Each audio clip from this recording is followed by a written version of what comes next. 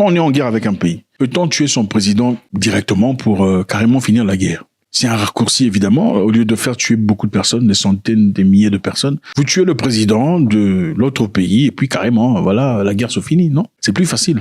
Mais d'abord, il faut trouver le président. Hein. Écoutez, les Ukrainiens ne rigolent pas. La Russie vient d'accuser l'Ukraine d'avoir mené une attaque de drone à grande échelle contre la résidence du président Vladimir Poutine. La Russie accuse l'Ukraine de mener une attaque à grande échelle. On parle de 91 drones pour frapper la résidence du président de la République. Vous savez, légalement, ce n'est pas permis. Légalement, ce n'est pas permis. Vous ne pouvez pas tuer le président de la République d'une nation souveraine, même si vous êtes en guerre.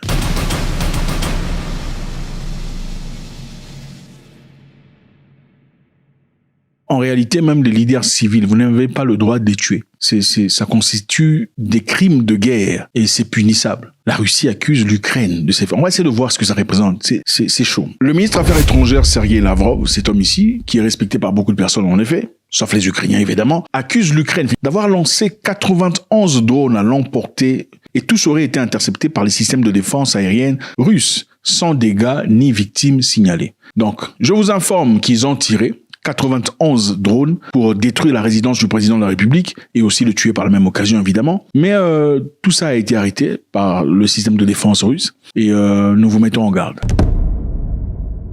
Moscou a qualifié ces actes de actes terroristes. Ouais, en effet, essayer de tuer le président de la République est un acte de terrorisme. Ils ont fait une promesse de représailles, que ça durcirait leur position de négociation dans les pourparlers de paix en cours liés au conflit russe. C'est-à-dire, numéro 1, terrorisme, on accuse l'Ukraine. Secondo, représailles, on aura. Tertio, ça va ralentir la négociation. Terrorisme, c'est clair. On ne peut pas essayer de tuer un président. On ne le fait pas. Secondo, représailles. Représailles, ça veut dire quoi? Considérez déjà le fait que l'Ukraine et la Russie sont en guerre. Quand les gens se battent, gauche, droite, et puis tu lui fais un coup dans les machins, et lui dit représailles, ça veut dire quoi? Il va te frapper au visage. Non, toi tu as frappé là-bas. Lui va dire représailles. C'est pour dire quoi? Qu'il veut te frapper aussi au visage? Non, il va te frapper ailleurs. Parce qu'il faut qu'il te paye à hauteur de ce que tu viens de faire. Maintenant, dans le contexte russo-ukrainien, ça veut dire quoi? Ça veut dire que la Russie est en train de planifier de frapper quelqu'un directement dans ce cas. Ou comment? On va essayer de voir pour découvrir. L'Ukraine a catégoriquement nié toute implication. Ils ont dit qu'ils ne sont pas impliqués du tout. Le président Zelensky a qualifié ces accusations de mensonges complets, une campagne de désinformation. Numéro 2, il dit que c'est une campagne de désinformation délibérée. Pour quel objectif? Ça vise à justifier une intensification des frappes russes contre l'Ukraine. On voit ici les cibles ukrainiennes telles que les bâtiments gouvernementaux à Kiev. Et numéro 3, à compromettre les récents progrès effectués diplomatiquement. Donc l'Ukraine accuse la Russie, numéro 1, de mensonges délibérés. 2, de chercher une justification pour frapper les cibles directement dans Kiev. On parle ici des buildings gouvernementaux. Et aussi probablement M. Zelensky lui-même. Et numéro 3, dans l'objectif de ralentir le progrès effectué jusque-là sur les tables de négociation. Alors la question qu'il faut poser ici d'abord, c'est les Russes ont dit, les Ukrainiens ont essayé de tuer M. Poutine. Ou enfin ont essayé de tirer sur la maison, une des résidences de M. Poutine. Car évidemment, M. Poutine, je ne pense pas qu'il ait une seule résidence, n'est-ce pas? C'était pas possible. Un président africain n'a généralement pas une seule résidence. Ok. À combien plus forte raison un monsieur comme Poutine. Un gouverneur, généralement en Afrique, n'a pas une seule résidence. Il y a la résidence officielle, là où tout le monde connaît, on peut pointer du doigt, qui est évidemment une cible évidente. Il y a aussi des résidences ici, là-bas, que personne ne connaît. Cette résidence de M. Poutine est une résidence particulière, parce qu'il en a plusieurs. C'est une résidence située à Valdai. Valdai dans l'oblast de Novgorod. Donc c'est l'une des résidences de M. Poutine. C'est-à-dire que l'Ukraine connaît l'une des résidences précises de M. Poutine, que la majorité de la population ne connaît pas.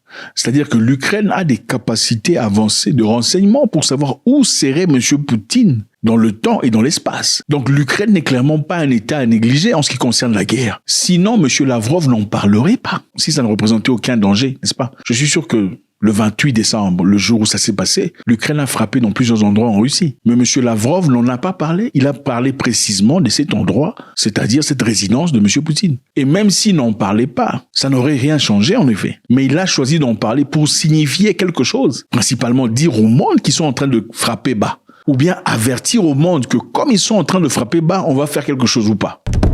Nous savons aussi qu'actuellement, M. Trump et Zelensky ont été en discussion pour essayer de trouver une marge de paix dans une négociation effrénée, essayer de discuter pour voir comment est-ce qu'on peut trouver façon de marcher avec M. Poutine.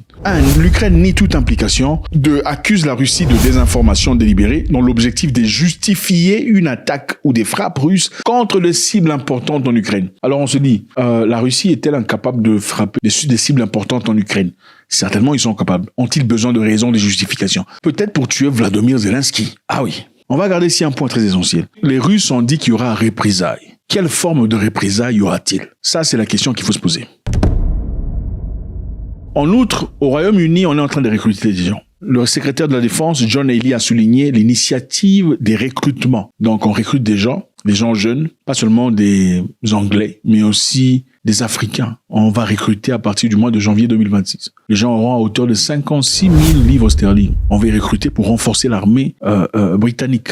Pourquoi? Parce que les Européens, naturellement, réalisent qu'ils ont laissé un peu trop de pouvoir aux États-Unis d'Amérique en ce qui concerne la défense. Pendant beaucoup trop d'années, les États-Unis d'Amérique jouaient un rôle capital en ce qui concerne la protection de l'Europe et de leurs institutions. Les Européens s'en sont rendus compte. Et en effet, comment, avec M. Trump, vu que les Européens en général voulaient que Trump réagisse avec brutalité à l'égard de Vladimir Poutine, de partir faire la guerre carrément, et Poutine a fait tout le contraire, ils ont été très déçus par rapport à ça. La position de Poutine à l'égard de Greenland, voilà Greenland, une grande partie de territoire contrôlé par le Danemark. M. Trump a suggéré que les États-Unis devraient contrôler Greenland ou coloniser Greenland, qui est en effet contrôlé par les Danois. Et c'est chose qui a irrité beaucoup de personnes, y compris Emmanuel Macron et beaucoup d'autres leaders européens. Ils n'ont pas aimé ça. Okay? Trump a dit on va récupérer Greenland de force. Ce n'est pas de paix, de force. Alors les Européens ont trouvé qu'il était peut-être temps de commencer à contrôler leur propre défense. Alors peu à peu, ils commencent à multiplier leurs engagements financiers et dans tout le bazar. Maintenant, ils recrutent. Les Anglais recrutent.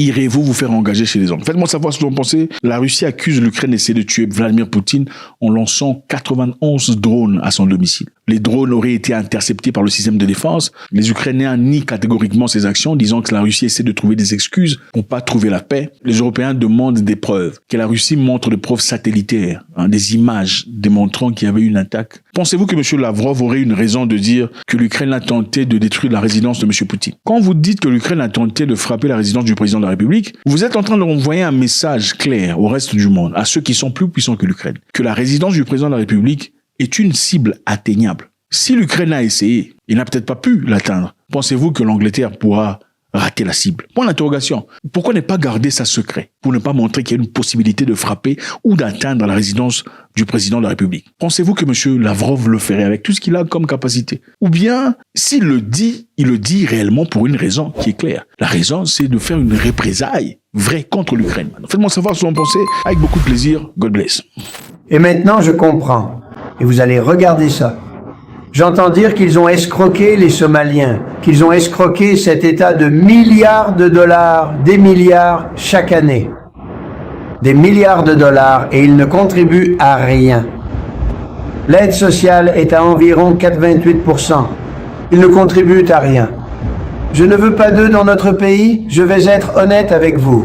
Quelqu'un dirait, oh, ce n'est pas politiquement correct. Je m'en fiche. Je ne veux pas d'eux dans notre pays. Leur pays ne vaut rien pour une raison. Leur pays pue, et nous ne voulons pas d'eux dans notre pays. Je pourrais dire ça d'autres pays aussi.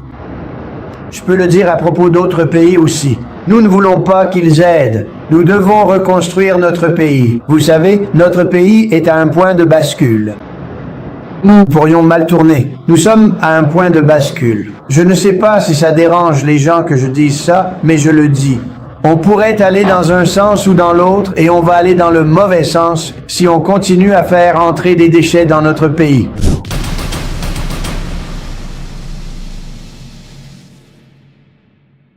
Vous savez, dans la vie, quelquefois, quand on ne vous aime pas, ce n'est pas toujours parce que les gens sont méchants ou mauvais. Des fois, on ne vous aime pas à cause de votre propre comportement. Quand les Blancs ne vous aiment pas, ce n'est pas toujours parce qu'ils sont racistes. Deux fois, leur tendance à votre égard est justifiée par votre comportement. Et si ce n'est pas vous, c'est peut-être quelqu'un qui vous ressemble. Est-ce juste pour eux de ne pas vous aimer parce que quelqu'un qui vous ressemble a fait un truc méchant? Absolument pas. Mais quand c'est répétitif et que ça revient encore, c'est toujours des gens qui vous ressemblent. Là, ça devient un problème. Aux États-Unis d'Amérique, quelque chose de chaud vient de se passer. Les Somaliens ont été arrêtés. Plusieurs. Parmi eux, Abdaziz Shafi Farah, ce monsieur ici, 36 ans d'âge. Le monsieur a été condamné à 28 ans de prison. Il a été condamné pour fraude et a été ordonné de payer 47,9 millions de dollars. Un homme de 36 ans d'âge. Vous posez la question de savoir comment est-ce possible qu'un Somalien puisse frauder au point d'être condamné à 28 ans de prison et demander 47 millions de dollars. Il n'y a pas que lui, il y a plusieurs. C'est une personne qui a menti et volé l'argent du gouvernement américain. Un gouvernement américain qu'il a accueilli en tant que réfugié. Lui et ses parents lui a accordé une possibilité de survie. Mais en fin de compte, il a volé le même gouvernement. Et il n'y a pas que lui, il y a plusieurs personnes. On va essayer d'y rentrer très rapidement pour voir pourquoi quelquefois on vous déteste. À côté de lui, il y a plusieurs personnes qui ont été condamnées. On ne pourra pas lister toutes ces personnes parce que malheureusement, ça prendra beaucoup trop de temps. Mais on va faire vite. Les gouvernements fédéraux américains ont une obligation morale de prendre soin des gens en difficulté dans leurs États. C'est-à-dire, vous voyez les États-Unis, il y a plusieurs États. Chaque État, en tout cas beaucoup parmi eux, ont l'obligation morale, quand une personne est en difficulté financière, difficulté de santé, sans abri, et en incapacité de prendre soin de soi-même, d'être entretenu par le gouvernement. Le gouvernement a un fonds spécifique alloué à ce genre de conditions. Alors, le gouvernement ne fait pas ce travail lui-même. Le gouvernement assigne des intermédiaires, c'est-à-dire des entreprises, pour effectuer le travail qui doit être fait pour ces personnes en difficulté. Et après avoir effectué le travail, le gouvernement paye ces entreprises. Covid 2020, qu'est-ce qui s'est passé? Pendant Covid, il y a eu des difficultés. Les États-Unis étaient parmi les pays qui ont fermé les portes. C'était difficile, pas de travail, pas à manger, rien à faire. Et parmi ça, il y avait beaucoup de personnes âgées, beaucoup d'orphelins, beaucoup de personnes en difficulté, beaucoup de personnes sans argent qui avaient besoin de soutien. Et le gouvernement ayant cette obligation morale de prendre soin de ces personnes, avait besoin d'institutions qui pouvaient jouer l'intermédiaire. Nous parlons ici de Minnesota. Voilà Minnesota sur la carte. Minnesota est le lieu qui a le plus de Somaliens aux États-Unis d'Amérique. Ils sont tous regroupés là-bas. En tout cas, la grande majorité. Pourquoi vous posez la question? Parce qu'à Minnesota, évidemment, les services sociaux sont très faciles. Ils ont découvert. Quand vous arrivez au Minnesota en tant que réfugié, immigré, venant d'un pays en difficulté, l'État prend soin de vous. On vous donne une maison où habiter, on vous donne de l'argent pour commencer un business, on vous aide à vous intégrer en société. On estime que vous pouvez rester dans le welfare, voilà ce qu'on appelle, pendant aussi longtemps que vous vous désirez, jusqu'à ce que vous soyez équilibré. Au Minnesota, je répète, on accueille des gens sans difficulté. On vous donne à manger, on vous donne des maisons, on vous établit de sorte à ce que vous soyez réintégrés dans leur société américaine. Comprenez une chose, la Somalie, ici, en Afrique, est un pays qui est entré en guerre. Il y avait une très forte guerre en 1991. C'est à l'époque que beaucoup de Somaliens sont partis aux États-Unis d'Amérique. Mais arrivés aux États-Unis, après avoir scanné, ils ont choisi Minnesota. Ils sont tous partis là-bas. Pourquoi? Parce que la vie est facile pour eux. On peut rester sur welfare, c'est-à-dire recevoir à manger, recevoir de l'argent, recevoir la santé gratos, des maisons gratos pendant aussi longtemps qu'on désire. Mais ce n'est pas fabriqué pour ça. Aux États-Unis, spécialement au Minnesota, vous pouvez profiter de ces avantages jusqu'à ce que vous soyez intégré en société. C'est-à-dire, si vous ne connaissez pas la langue, on va vous aider à apprendre anglais. Quand vous apprenez anglais et vous avez les qualifications, vous quittez de ce programme de welfare, qui est naturellement renfloué par l'argent des citoyens. L'argent vient des taxes des citoyens américains. Les citoyens américains sont taxés par le gouvernement fédéral et le gouvernement fédéral a de l'argent pour pouvoir subvenir aux besoins de personnes en difficulté. Maintenant, les Africains venant de la Somalie viennent dans le pays, arrivent là-bas, ils sont accueillis gentiment, on leur donne des maisons, on leur donne à manger, on leur donne la santé, on leur donne de l'argent pour commencer des business, on leur fournit des possibilités pour aller à l'école. En fin de compte, au lieu de pouvoir gagner et redonner de l'argent à la société, ils prennent de l'argent pendant 30 ans. Continuons notre histoire. Nous revenons sur Covid.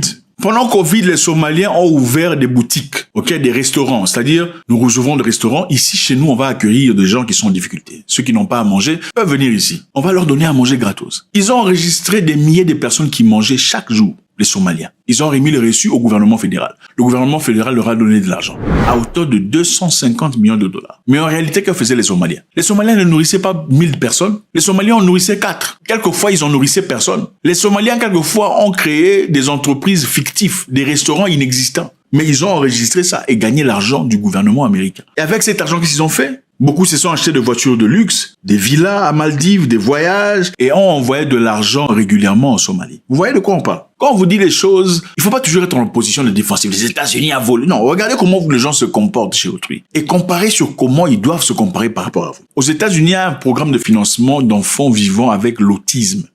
Un financement à hauteur de 300 millions de dollars. C'est-à-dire, ces enfants pendant Covid qui vivent avec l'autisme ont besoin de traitement. Alors, on a besoin de thérapeutes. Les Somaliens ont ouvert des boutiques et des endroits pour thérapie pour autistes. Et dans leur récit, ils ont écrit qu'ils avaient des centaines d'enfants qui venaient régulièrement pour leur traitement. Pendant cette période où rien ne fonctionnait, ils ont fabriqué des entreprises inexistantes, des faux noms. Ils ont envoyé des factures au gouvernement et ont recueilli des 100 millions de dollars. Les États-Unis ont un programme qu'on appelle House Stabilization. Un programme qui aide toutes les personnes qui sont en difficulté, qui n'ont pas de maison, qui sont des SDF, à avoir quelque part où dormir. En tout cas, ceux qui étaient liés à ce programme peuvent avoir quelque part pour aller dormir. Maintenant, on a besoin d'entreprises, des contracteurs, pour aider ces gens à aller chercher un bailleur ou chercher un propriétaire. Une personne qui va les prendre. Ces mêmes contracteurs vont aider ces personnes à négocier leur contrat de bail. Les Somaliens ont ouvert des entreprises comme ça, fictifs, ont enregistré des centaines de milliers de personnes et ont envoyé des factures au gouvernement, ont recueilli de l'argent. Ils ont gagné à hauteur de ça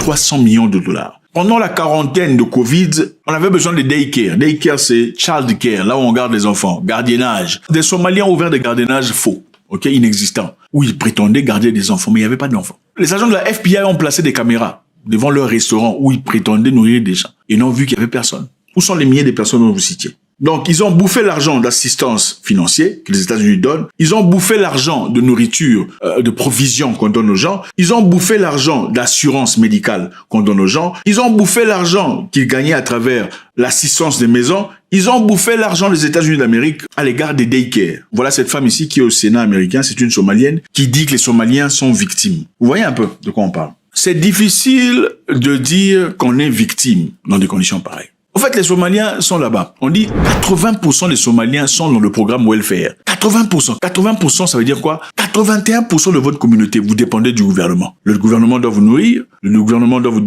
donner la santé gratos, payer votre facture, le gouvernement va payer votre maison, le gouvernement va vous envoyer à manger. 80%. La guerre en Somalie était en 91. Comptez de 91 à 2025, 80% sont toujours en welfare. Comparez ça aux Afghans. Les Afghans sont aussi récipiendaires du welfare aux États-Unis d'Amérique.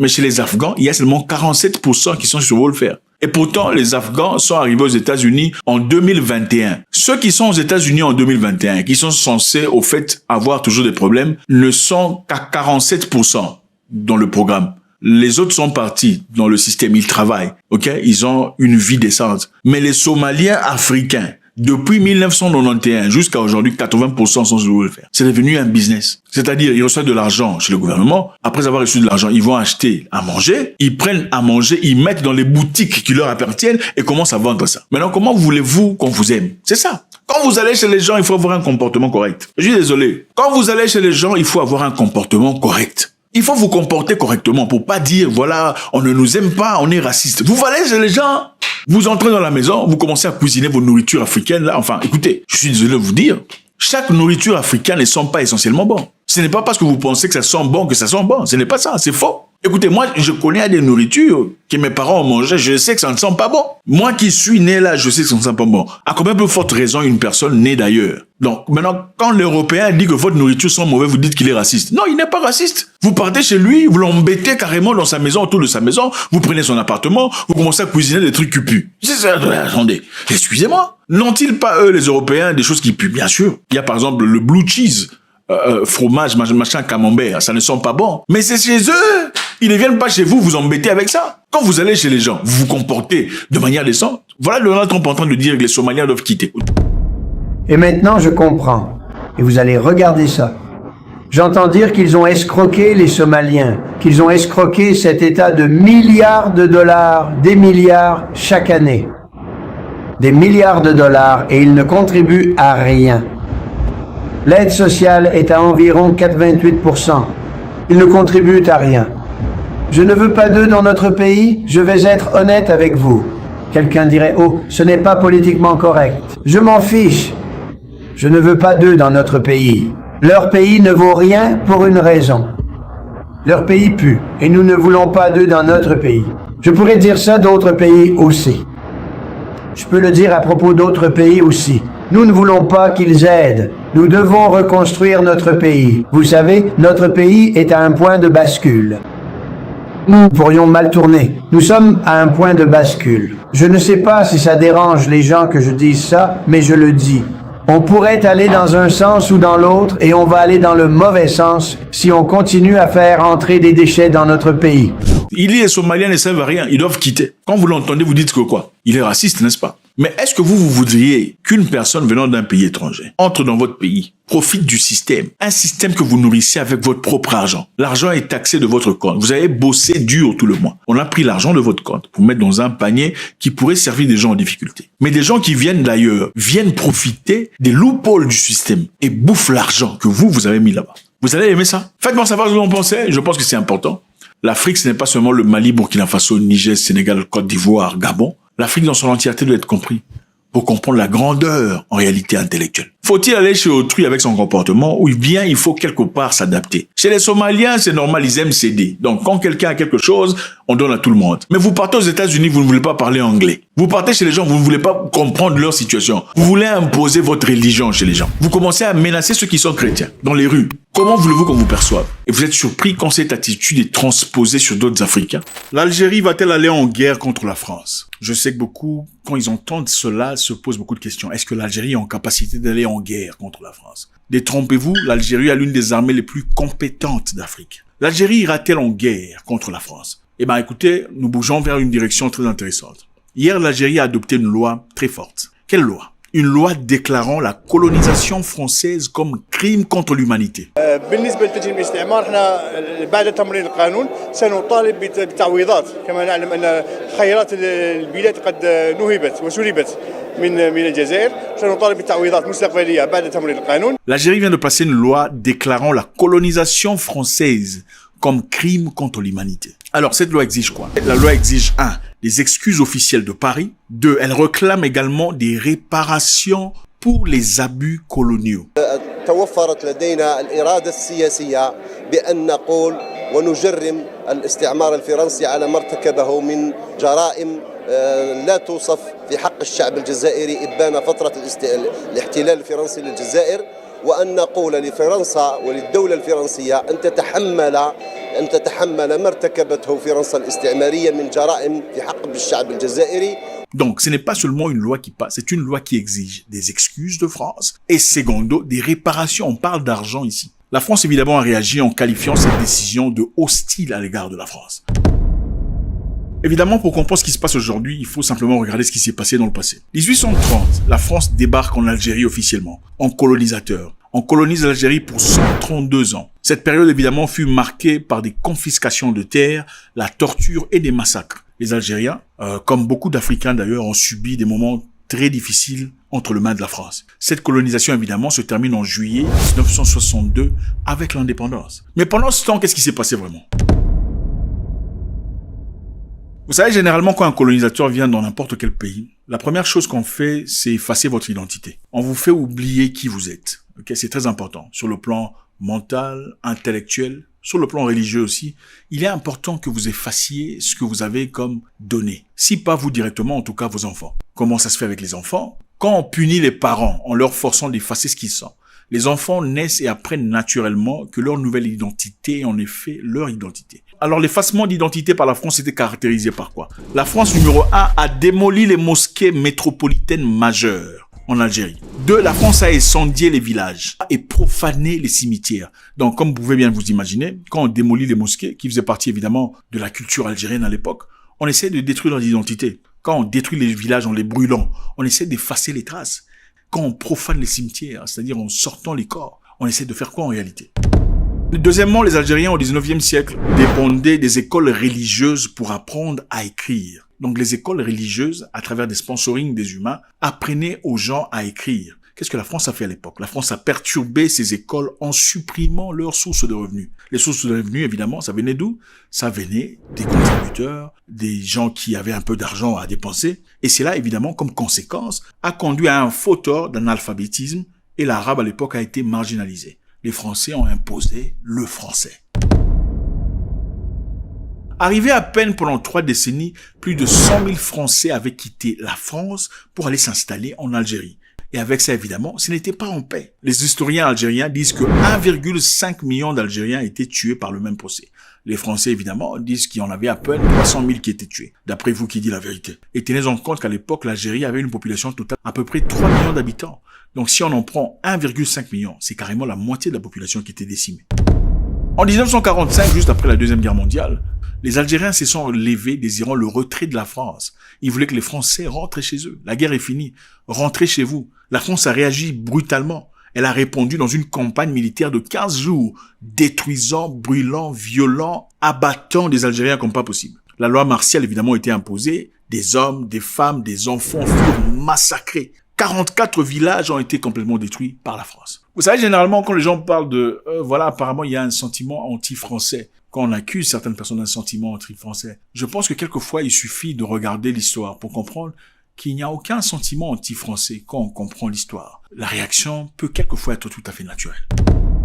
L'occupation de l'Algérie par la France pendant 132 ans était caractérisée par beaucoup de tortures. Les tortures, évidemment, étaient simulées par des simulacres de noyade, waterboarding, quand on vous verse de l'eau comme ça avec une histoire, question de vous donner l'impression de vous noyer.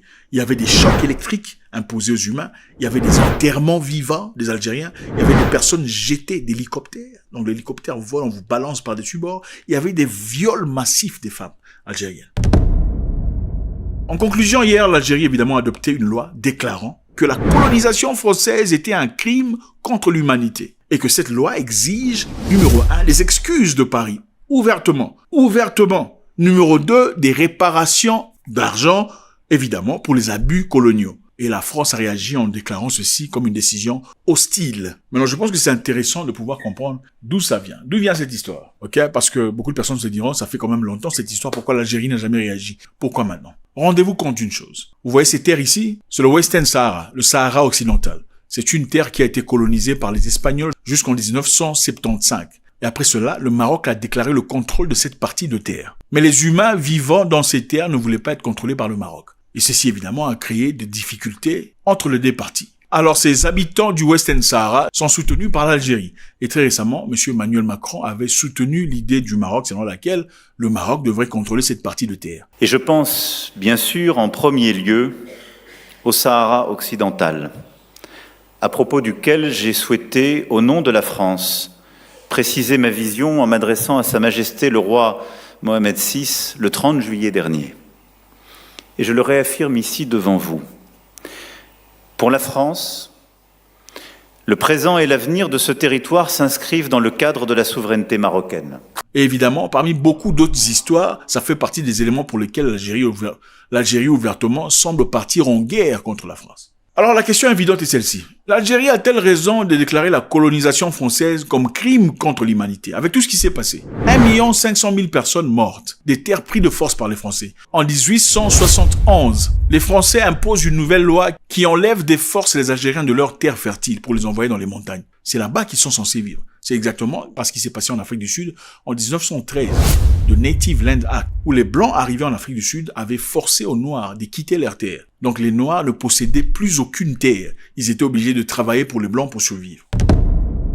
À la fin de la Deuxième Guerre mondiale, qui a été initiée par les frappes américaines sur Hiroshima et Nagasaki, des bombes nucléaires évidemment, les Français voulaient aussi avoir leurs bombes nucléaires. Après les États-Unis et la Grande-Bretagne, la France a décidé de discuter avec les États-Unis voulant avoir leurs propres bombes nucléaires. Mais les Américains et les Anglais ne voulaient pas. Ils disaient que la France pouvait être soutenue ou protégée carrément par les Américains. Donc il n'y avait aucune importance que la France possède ses propres bombes nucléaires. Les Français à l'époque, avec Charles de Gaulle, n'étaient pas tout à fait d'accord avec l'idée de dépendre des États-Unis ou de la Grande-Bretagne. La France a embauché des chercheurs du pays qu'on ne cite pas et d'autres personnes pour s'asseoir et faire un travail assidu pour la création de la bombe atomique française. Et cette bombe atomique était testée où? Pas en France. La bombe atomique était testée en Algérie. Officiellement, il est dit qu'il y avait 17 tests reconnus nucléaires en Algérie, dans le désert. Mais officieusement, apparemment, il y en a eu beaucoup plus que ça. Il y a eu des détonations souterraines, des détonations dans des endroits qu'on n'a pas explicitement nommés. D'ailleurs, récemment, l'Algérie a demandé à la France de pouvoir donner toute une liste, tout un map de là où les bombes ont été détonnées pour que l'Algérie puisse faire un travail de cleaning, de nettoyage.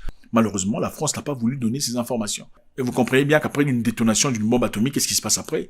Il y a des effets secondaires. Il y a des enfants qui naissent avec une jambe, un œil et beaucoup d'autres choses. Faites-moi savoir ce que vous en pensez. C'est toujours avec beaucoup de plaisir. God bless.